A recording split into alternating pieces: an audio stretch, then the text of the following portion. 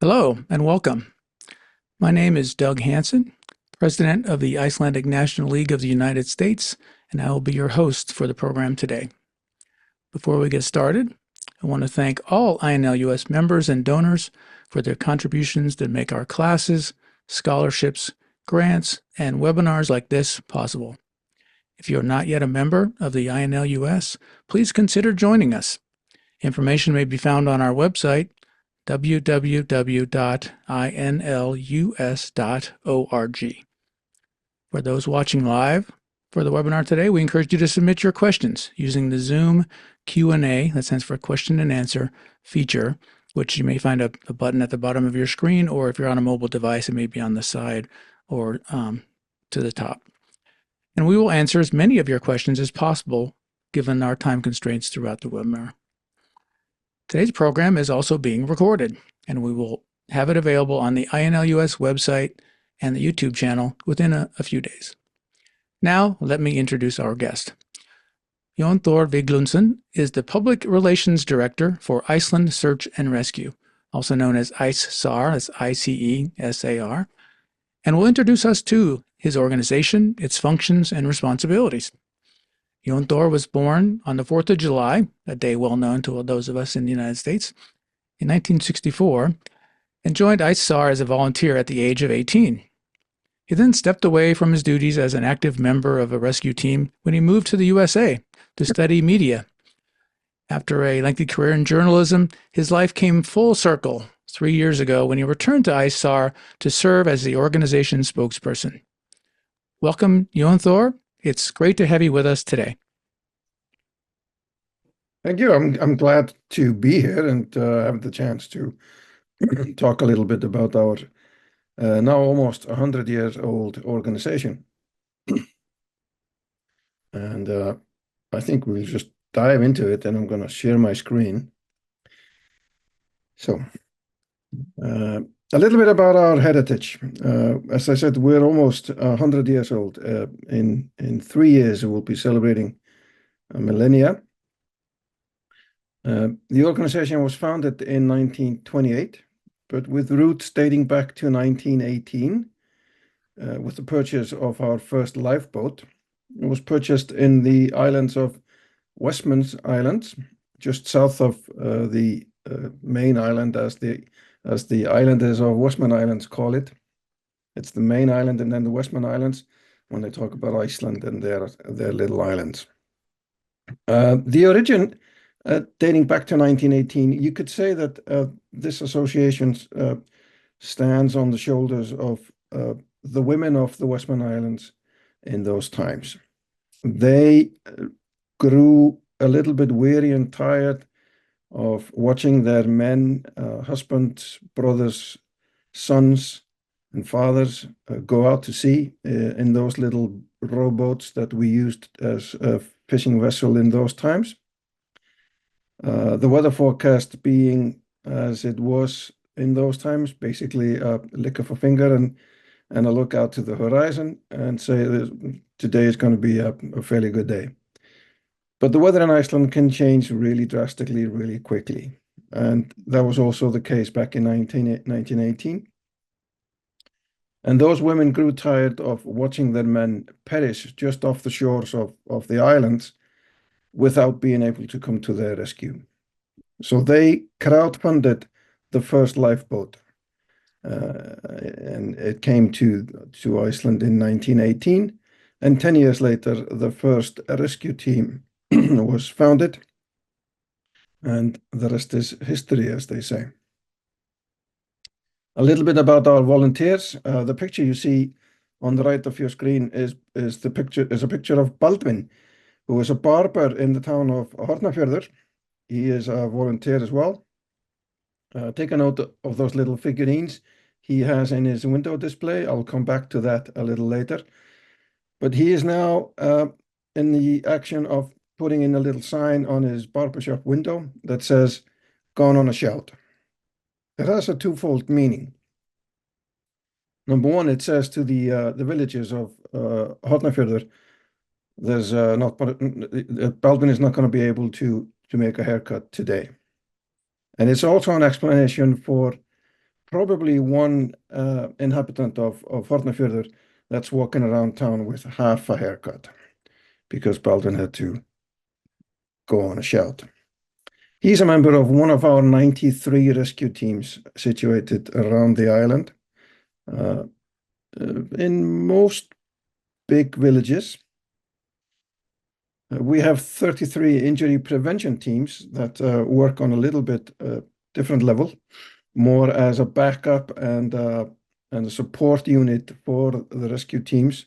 And one injury prevention team can work as a backup and support for 2 or more rescue teams. We have 48 active youth teams, although we have more.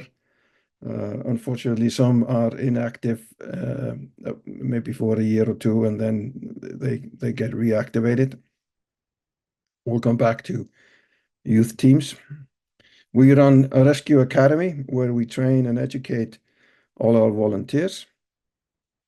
And we run the Maritime Safety and Survival Training Center as a service to the Icelandic state, where Icelandic fishermen and seafarers in general are required to take a course with that training center and renew that course every 5 years. And we operate 13 large lifeboats. A little bit about the rescue teams. We have 4,400 volunteers on call, 24/7, 365.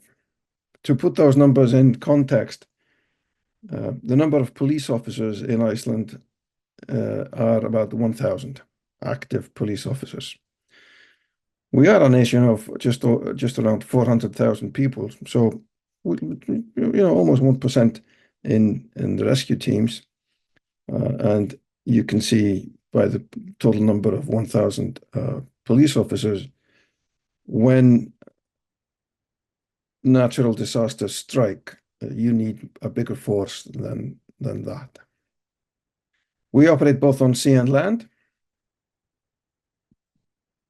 and we pride ourselves that our units are self-sufficient and independent. Self-sufficient meaning that they should not need any outer or exterior help for the first 24 hours.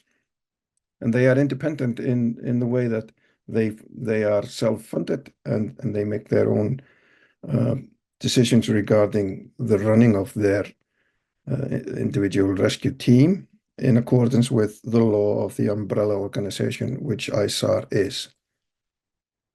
And every team is tailored to their local challenges, be it maritime, mountaineering, etc. They do regular exercises and training and are the backbone of search and rescue in Iceland. A little bit about the youth teams. This is a really interesting, and we pride ourselves on the youth teams. So kids can join from the age of 13 to 14, and they can typically work in the youth teams until the age of 18, when they can move up and become a full member of the rescue team. As I said earlier, we had 48 youth teams nationwide. Those kids receive a lot of similar training as the rescue team do within their, according to their size and capabilities. And they are a key to renewal in the rescue teams. We've seen some youth teams work with every kid in that village for time to time. We've seen winters where every kid in the village has joined the youth team. And although not every kid will move on to become a member of the rescue team, I can guarantee that every kid, every single kid that goes through just only a winter of training in the youth teams enters life as a highly capable individual, and we've prepared them for dealing with almost anything. Our academy is the main training for our teams. We offer over 400 courses each year, focused for 3 basic levels of training: the the introductory level or basic level, the intermediate level, and advanced. With over 4,000 participants yearly, we do our training both online and on-site, where instructors travel the country, or we have local instructors that do specific courses. Some can be done online. Some are a blend of an online and on-site. You need to be on-site to learn how to rappel safely, work in the cliffs and the mountains, go out to sea in various boats and ships. So it's a combination. But our main disciplines, as you see on the slide, wilderness survival, first aid, mountaineering, communication and navigation, and maritime rescue, and then a lot of other things. I always get the question of how do you fund this? Because we are self-funded. And I get the question, do you receive any grants from the state? Yes, we do. We receive a small grant from the state. We receive some funding for the Maritime Training Center. But in general, I'd say we pay more back to the state in the form of various taxes than we receive from the state. Sorry about that. We get monthly payments from the public. We call them our rear guards. And we have almost 35,000 people in Iceland contributing monthly. It's a small amount. It's the average of 1,500 kroners. It's equivalent to a beer in a downtown restaurant. I'm not going to say that this shows you how expensive a beer is in Iceland, but it gives a little meaning to the number. The Icelandic krona is not a very well-known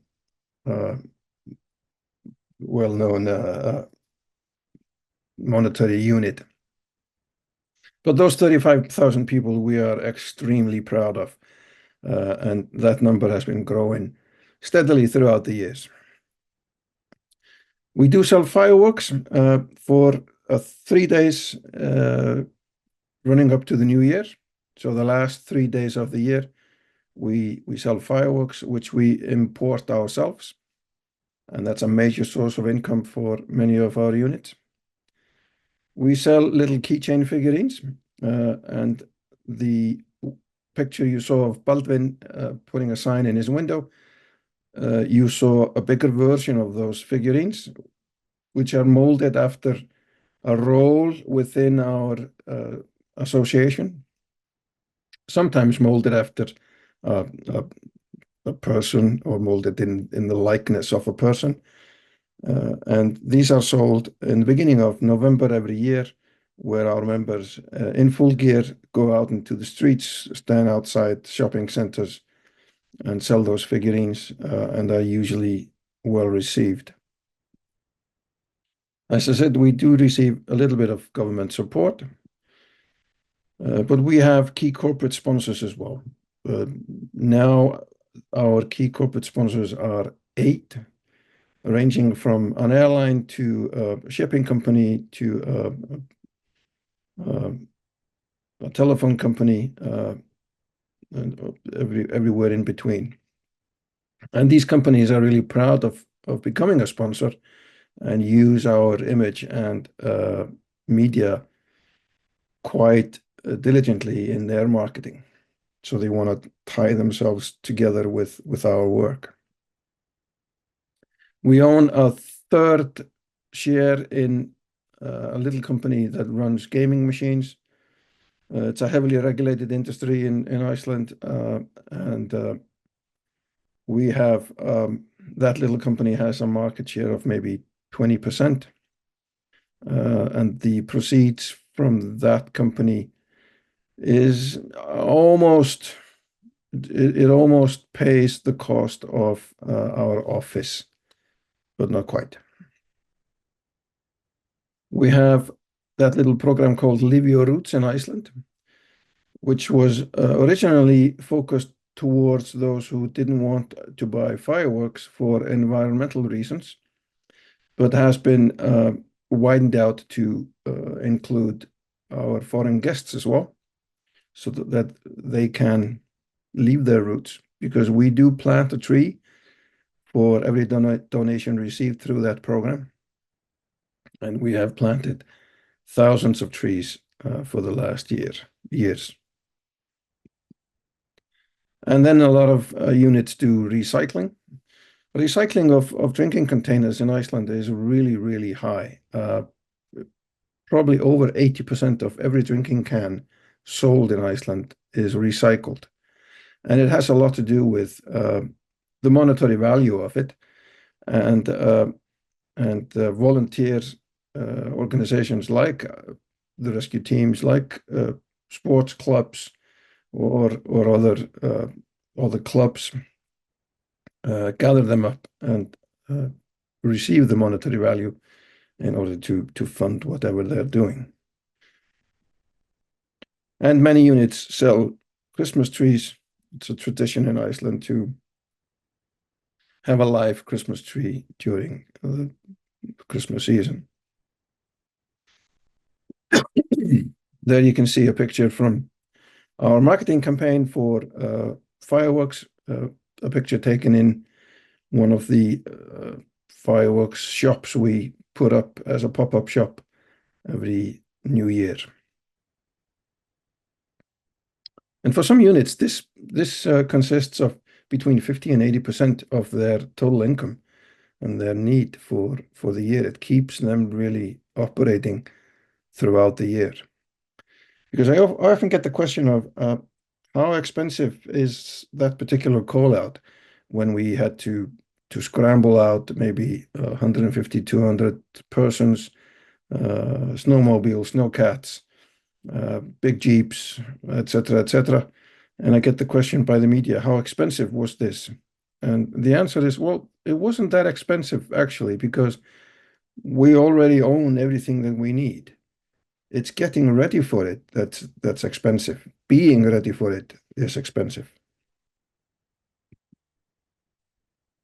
Because we receive about 1,800 call-outs every year. That's 3 to 4 every day. So somewhere in Iceland, on each day, between 3 to 4 rescue teams are in action somewhere and with dealing with something. It can be as little as one stuck car on a highland road, or it can be an avalanche where bigger units and more units are scrambled out. It can be just one single rescue ship going out to sea to assist a fisherman that has got nets into his screw or something like that. But 1,800 every year.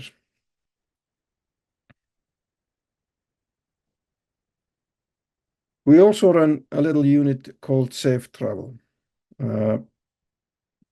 15 years ago, when Eyjafjallajökull erupted, it did not only let people know that air travel could be disruptive, but it put Iceland on the map. And since then, we've seen a really big boom in tourism. And because Iceland it's an adventurous country, yes, and you get an adrenaline blast from traveling the country, from experiencing a blizzard, and then driving past a mountain ridge, and then you come into a clear sunny sky on a beautiful winter's day. But it can really get you. So we put this up. It's both a website and an app designed to be able to get alerts about changing weather or driving conditions, possible dangers in the area you are traveling, to the tourist who is not listening to the news or the radio. And even if they were, they probably wouldn't be understanding much. So this is both a website and an app, and quite heavily used. The Maritime Safety and Survival Training Center is now an old ferry that used to run between the city of Reykjavik and the city of Akranes, just north of here. It was taken out of use back in 1991 when we opened up a tunnel underneath a fjord. So there was no longer need for a ferry. And the association received the ferry as a gift from the state to be used as a school ship. But the training center was founded back in 1985. And at that time, it was really a norm. And you could say that for some strange reason, it was accepted that between 10 and 50 sailors, fishermen, seafarers would perish at sea every year. It was just considered to be to come with a job. It was a dangerous profession. But this training center changed that. And by requiring every seafarer to finish a course and renew every 5 years, we bring them a knowledge of safety and awareness of safety, training in how to respond to dangerous situations and how to use the safety equipment on board the ship in case of emergency. And training is generally done on either the school ship itself or on board the ship in person in question, meaning captains often request that we bring the course to them, to their ship, to train the crew on board their own ship using their own equipment. But this has resulted in fatalities at sea dropping from, as I said, almost 50 a year to nearly a zero. We are disappointed if we have a fatality at sea. And we've had years that we have none. So you could say that this has really had a major effect. A little bit about civil defense. This has been, you could say that this has been something that's been in the top of our minds for the last few years. We are the backbone of civil defense. Iceland has no army. Never have. Never has had an army and probably never will. We are only, as I said, 400,000. We have a joint agreement with the US for defense. But when it comes to civil defense and dealing with what Mother Nature brings us, we just have to stand on our own feet. And this is where the ICE-SAR association comes in, with the main principle of coming to the rescue of people who are directly affected by a natural disaster, transporting of injured, administering first aid and on-site treatment, and manning the coordination center that is in Reykjavik, coordinating with an on-site coordination center closer to the affected site. And the main idea there is for the coordination center to be able to focus on what's going to happen next instead of dealing with what's happening on the ground, to try to get in news on what is happening on the ground and to see what effect that has on the next few hours, next few days, or the next few weeks, what has to be done depending on the situation and the event that we're dealing with. This is our headquarters in Reykjavik with a staff of just over 35, including the Maritime Training Center. Our main focus is to coordinate with state and municipal officials to act as a support for all our units that are, as I said, strictly volunteer. So an army of volunteers needs a good support team that can be basically in their backyard during the 9 to 5 peak hours to deal with state and municipal, and to coordinate fundraising and plan and do whatever needs to be done to keep this big operation rolling. A little bit about our equipment. We need versatile equipment in a versatile country. In a country that basically can deliver you any situation that you can think of, and then some that you didn't think of. So these little units that we received from the Swedish Army are really, really incredible vehicles made to be traveling on ice and snowy rivers, but they run on rubber belts, so they can run on any terrain.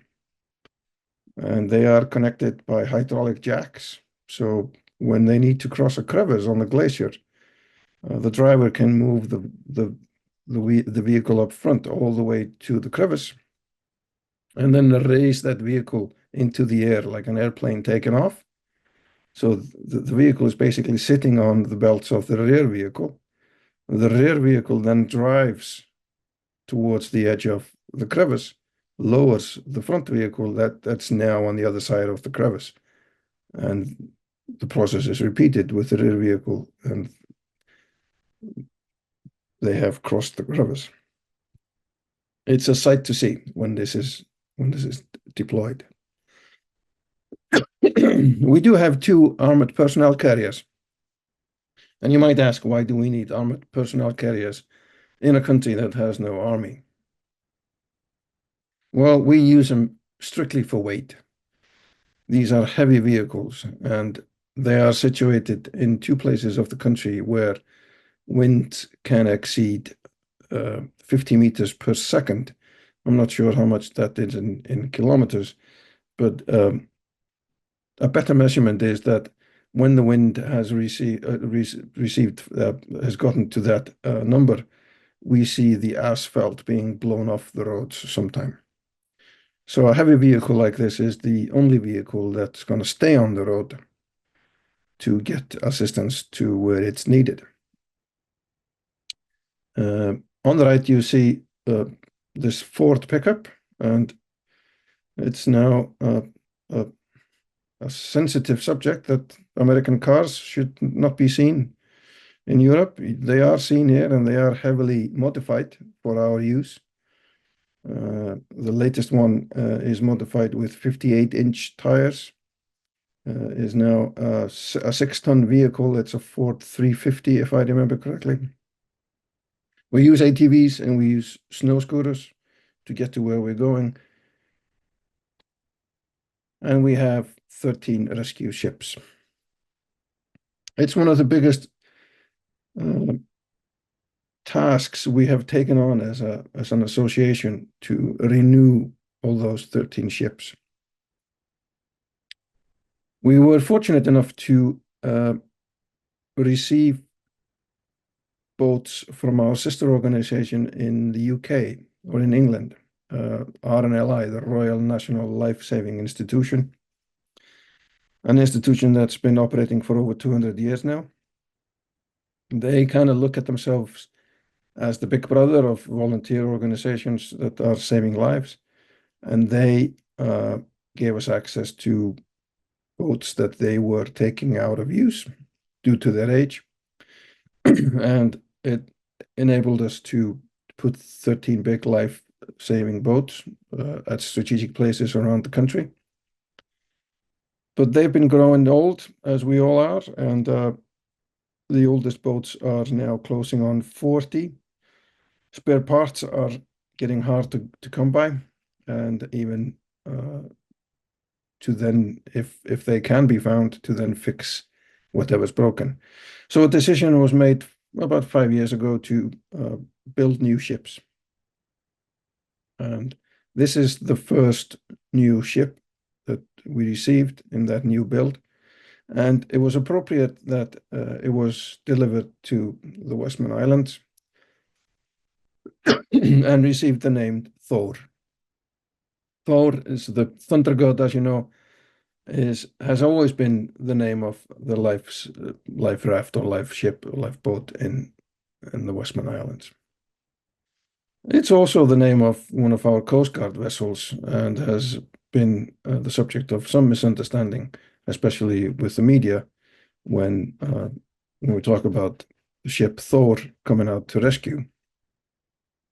And the reason why we have those two names, both at the ICE-SAR and then the Coast Guard, is that the first Thor, crowdfunded back in 1918, was then given to the Icelandic state about 20 years later and was the foundation of the Icelandic Coast Guard.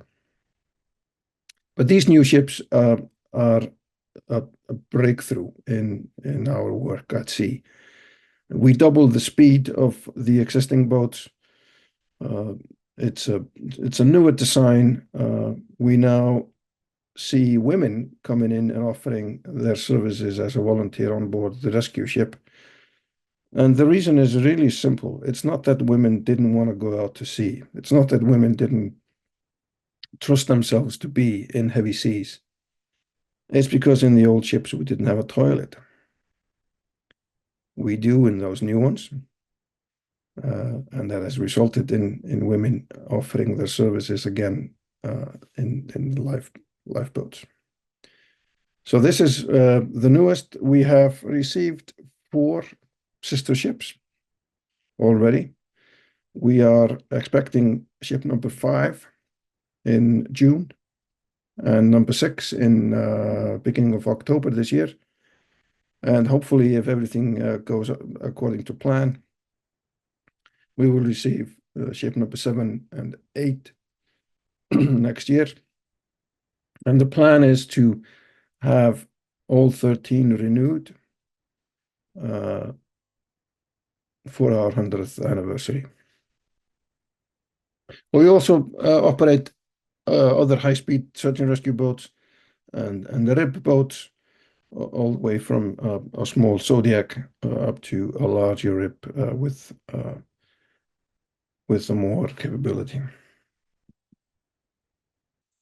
This is the coverage of our lifeboats within 2 hours from a call out. You can see them from down at 7 o'clock. That's the lifeboat in the Westman Islands. And if we go clockwise around the country, we see the lifeboat in Grindavik, and then Sandgerði, then Reykjavik, and then on the Snæfellsnes Peninsula is the lifeboat at Rif, and then on the West Fjords you have Patreksfjörður and Ísafjörður. Moving to the right you have Skagastrand, and then Siglufjörður, Raufarhöfn, Vopnafjörður, Neskopstaður, and then Höfn.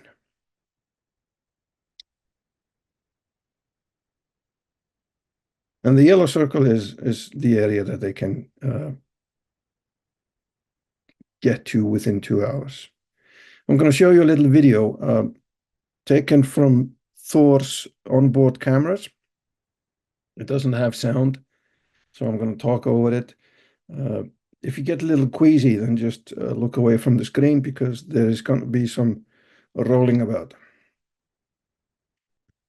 This video was taken, as I said, last summer, when this boat you see now disappearing behind Thor got into trouble about 20 miles south of Iceland. It took the crew of Thor just over an hour to reach the boat, but the whole operation was just under 24 hours. Since they got it in tow, it took almost 23 hours to get it back to safe harbor. But they did. But it was some choppy seas. Coming back to the civil defense participation, we've had a lot of activity around Grindavik on the Reykjanes Peninsula. As you've probably seen in the news, we just finished off volcanic activity number 11 since this started about 3 years ago. So about every 3 months we see some activity, and it seems to be building up again. So magma is now collecting again in the underground chamber about 5 kilometers down below our feet, and so the earth is slowly bulging again, getting ready for the next event. And this particular photo was taken in the beginning when this started near the mountain of Fagradalsfjall, or Beautiful Valley Mountain. A perfect site for a little non-destructive volcanic activity. It was relatively easy to go and see, and a lot of people did that. Over 1,000 made a 7 kilometer hike to the site every day. Many not well prepared or not well trained enough to make a hike like that, or ill-equipped. So our teams were scrambled to be there on site, offering assistance for anyone that maybe twisted an ankle or fell or received some more serious injury. This moved into a more serious matter when the eruption site moved a little bit to the west, meaning that the town of Grindavík was directly affected. And just over a year ago, the town of Grindavík was shaking badly, so badly that many people had decided to leave. It was a Friday afternoon. Many people had decided that they'd had enough because there was a constant earthquakes. Then scientists suddenly realized that a magma channel had formed underneath the town. It stretched about 15 kilometers from just south of the town underneath the ocean floor and all the way to the north of the town. This particular event did not result in an eruption, but it resulted in great many crevices opening up on the surface. And this is the site of the only fatality we've had in these events. Unfortunately, when filling in one of these crevices, a man that was working on the corner of that grey house in the middle of the picture, he was working, filling it in, and he was using a piece of equipment to sort of hammer the material down into the ground. His partners went to receive or to get a little bit more gravel to put into the crevice. When he returned, his partner was nowhere to be seen, but there was a hole in the ground. Our teams searched that particular site for 3 days until it was decided that it could not be searched to success. This is a picture from down below. That crevice reached 15 meters down into the earth, where a small stream met our team. And the local police officers, police chief decided to call the operation off and search off, which was in a way fortunate because the day after a new eruption began.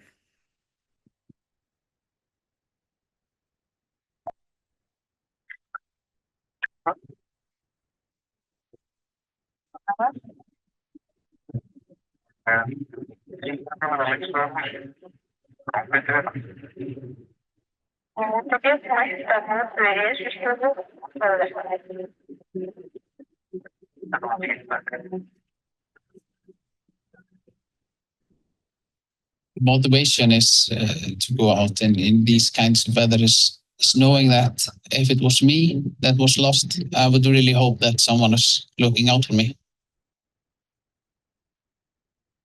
What keeps me going is that endless feeling of knowing that someone is in danger.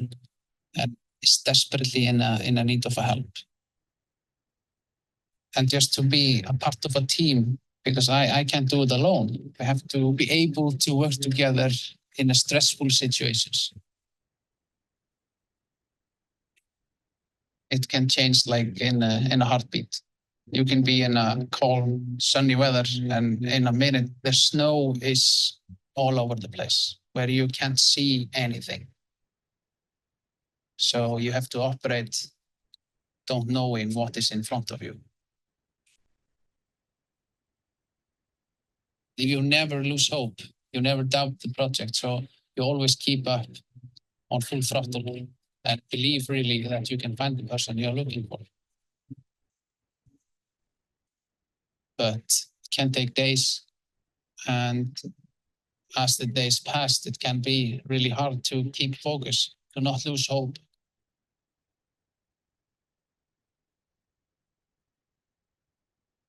Some hard feelings, deep down there.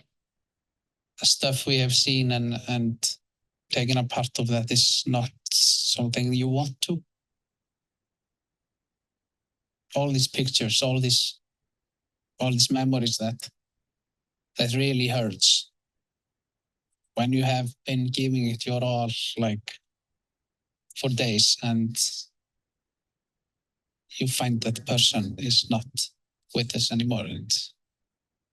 It's like a knife in the heart, it's not a good feeling.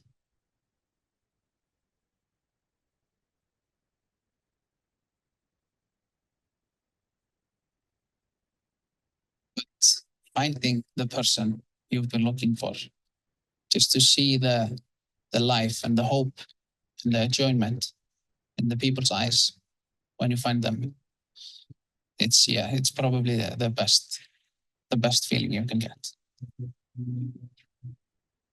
Yeah, it's a kind of a reward, knowing that you help maybe a person get home back to her or his family. The feeling of seeing hope in people's eyes when you catch up with them, when you find them, seeing how they react to it. That's the warmest thing I feel in being in Iceland. It's helping people.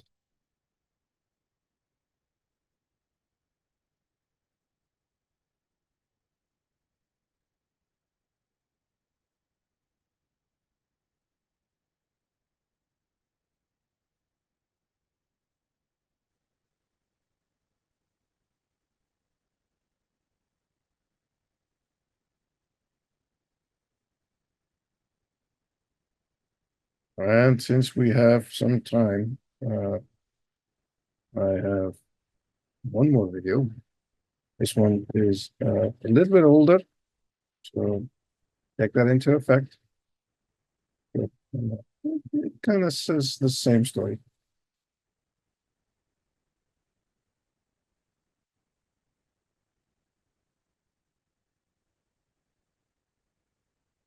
Known as the land of fire and ice, Iceland is an island of extremes, where people wage a relentless war against the elements.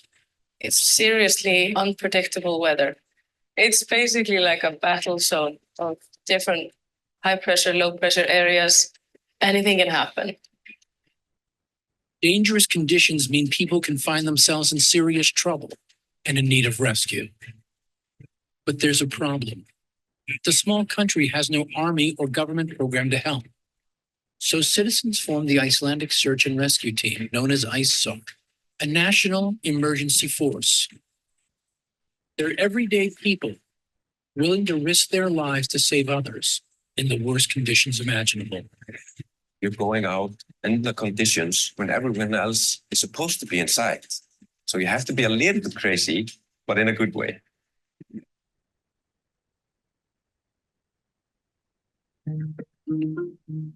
ICE-SAR is a community of volunteers that responds to calls for help all year round in Iceland. I think to take part in ICE-SAR, you just have to be willing to put forward the skills that you have. I sometimes consider a rescue team like a village. You need every kind of person to make everything work. I think it's kind of amazing because it's all volunteers. We have professors, taxi drivers, carpenters, plumbers, office workers, just name it, men and women, all kinds of people. It's very hard to imagine Iceland without our association and our teams.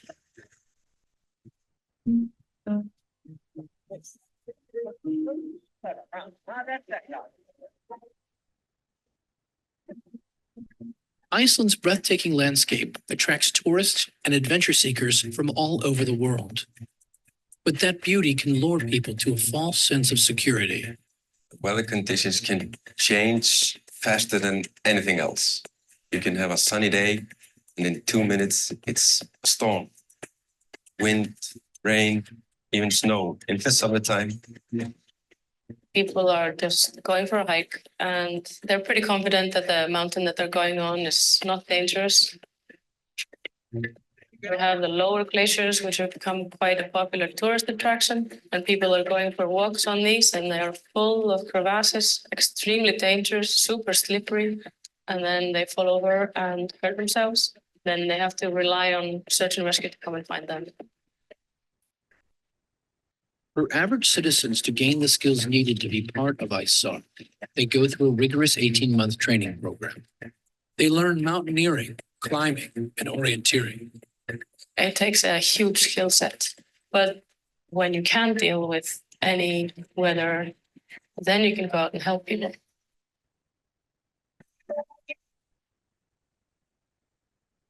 Across the whole country, I think our teams get 4.5 call-outs per day. There are people that are running from their own work or their family to join the team. When I get called out, we have 3 codes. It's F1, high priority, life and stake. F2, not as high priority, and F3, easy going. When you get called out, high priority, and you get your text that it says a child, then your heart goes pounding almost out of your chest, and you run out. I don't even say goodbye to my children or wife. I can remember one call, a boy got lost himself. All I could think about was my son. If he got lost, I would like to have everyone helping. So a lot of emotions comes up when you get called out. I'm proud of the unity and the fact that people are willing to sacrifice their spare time to help others. The feeling that I get when we rescue someone doesn't have to be me that finds the person. It can be another group searching somewhere else, searching for the same person. When someone gets found, you get this wellness feeling. We did something right. They are heroes in so many ways, but in Icelandic culture, we don't do a lot of hero talk. No, I'm not a hero. I'm just a part of a team. I'm not a hero now. I'm just a normal person. I'm very proud of the association and what they have accomplished. They've saved a lot of lives.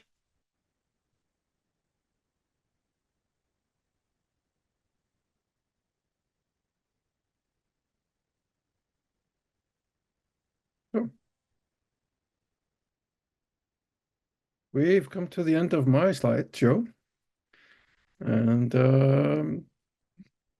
open for questions. Well, thank you so much for that really informative and interesting presentation. I think that answered a lot of the questions, but we have had a few come in, and I want to start with Diane's because I think it was mentioned in that last film, but it wasn't. It was in the graphics and not the voice. The question is, what is the process for contacting ICE-SAR if you have an issue, like if your vehicle goes off the road or if you fall on a trail and are injured? How would someone contact your organization to get assistance? The best way is, and the only way is just to dial 112 or 911. It doesn't matter which one you dial. You dial 112 in Europe. 911 works in Europe as well. It's diverted to 112. What happens when you dial on your cell phone? The emergency services, your cell phone knows that you're dialing emergency services. So it gives out your location. So the dispatcher that taking your call is also receiving your exact location. And that is a game changer in the last decade or so, that we now not only know that you are in peril, but we know exactly where you are. So we don't have to go look for you. We just have to get to you. So yeah, 112. 112. That's great. So has related to that, has new technology like personal locator beacons or of course cell service and smartphones, how does that have those helped you as well with getting to people in distress more quickly? It certainly has, yes. As I described, once you dial emergency services, your cell phone transmits your location. And it's fairly accurate to maybe within a 50-meter radius. So we are fairly certain of where you are. Now, this is not always successful because the cell phone needs a relatively reliable signal to send those coordinates off. But in most cases, we do receive good coordinates. We know where they are, and it's just a question of getting to you. That's great. So I have a couple other questions. One is a comment, and then another question from Claudia. She says, I just wanted to give a shout out to former Icelandic President Víglundsson, the first democratic elected female head of state on earth. Today is her 95th birthday. Til hamingjur með afmælið.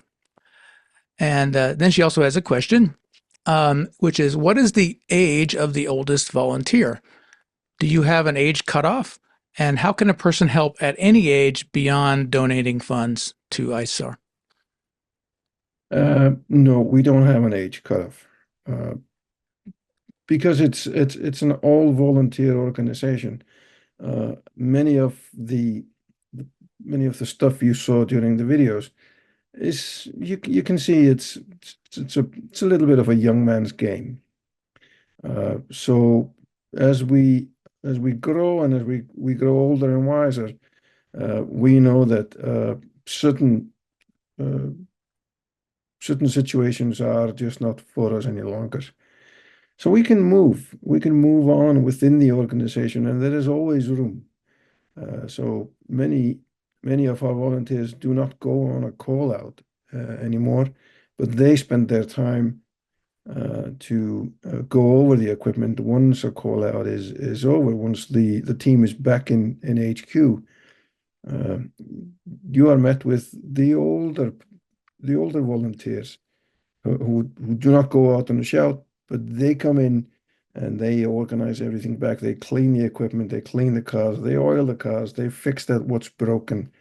You have volunteers as well that will open up the HQ of the nearest team to the site that's being operated on, and they turn it into like a canteen. So if an operation is ongoing for a lengthy amount of time, the rescue teams can take a break, go to that nearest HQ of the nearest rescue team, where they will be met with a hot cup of coffee, a hot cocoa, some sandwiches, even a hot meal, an area to rest, and then go back out into the field with a warm drink in their flask and maybe something to eat as well. So no, there is no cutoff. As long as you're willing to work with us, you will always find something to do. So there are plenty of tasks for all ages. Yeah. Excellent. So here's another question that's come in, and it's a couple. I'm going to combine a couple of questions. One is, what is the proportion of, in a typical year, I know it may change from time to time, what is the typical proportion of call outs that are sea rescue versus call outs that are land-based rescue? It's a good question. I'm not sure I have that answer, actually. It differs a little bit depending on the time of year. We typically get more land call outs during the winter months. In part because we have more tourists traveling the roads in difficult conditions. And you must not forget that many of them have never seen snow before, let alone drive in a blizzard where you kind of lose sight on where the horizon begins or the land ends. And they usually do not get himself into trouble, but they lose confidence in their driving skills when visibility is as bad as that, and they stop their car. And what happens in a blizzard or snowdrift, when a car is stopped on the road, it starts accumulating snow all around it. And on the lee side of the car, snow starts accumulating. So another car comes up and now it can't pass because snow has accumulated. So it's kind of a domino effect that sort of gets in motion. And it's more often just a question of providing guidance. Of course, offering assistance to get that first car out of the snow that has accumulated around him, and then offering guidance to have a car in front of you that you can follow through the weather is usually just, and then it makes it easier. Then in May, we see the opening of the fishing season for smaller boats. 1st of May is the first day of fishing season for the smaller boats, so coastal fishing. Unfortunately, too many of our fishermen go ill-prepared for those first days. And it's a little bit because of the way the system is set up, because it's a common quota. So it's a first come, first serve system. So if you're not ready at the first day, you lose out a little bit of the, because the common quota just diminishes day by day. So you want to be a participating fisherman from day one. But it means that many experience some mechanical failures in the first few days. So our rescue boats and ships are really busy in the first, maybe a couple of weeks of May. And then, throughout the years, it differs, but, it's sort of the typical scenario. And related to that, do you find that probably most of your seaborne rescues are local fishermen, but for the land rescues, is it overwhelmingly visitors that are calling for assistance, or is it a fairly large percentage of local hikers and outdoors adventurers that are needing assistance for your callouts? We're probably seeing a higher percentage of tourists, and although we try to educate them, like via the Safe Travel app and the website, that you need to prepare for a difficult terrain or difficult conditions, there is really nothing that you can tell people how to prepare for, like driving in a whiteout situation where you don't differentiate between heaven and earth. There's nothing that can prepare you for it except trying it out.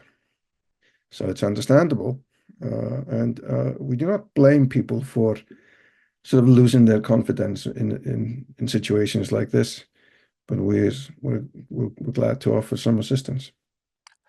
So to wrap this up, since we're at the end of our time, so you'd recommend that people get the app or check the website for safetravel.is, and to prepare, be aware of road conditions and weather conditions before they venture out to drive, especially if there's a forecast for a whiteout.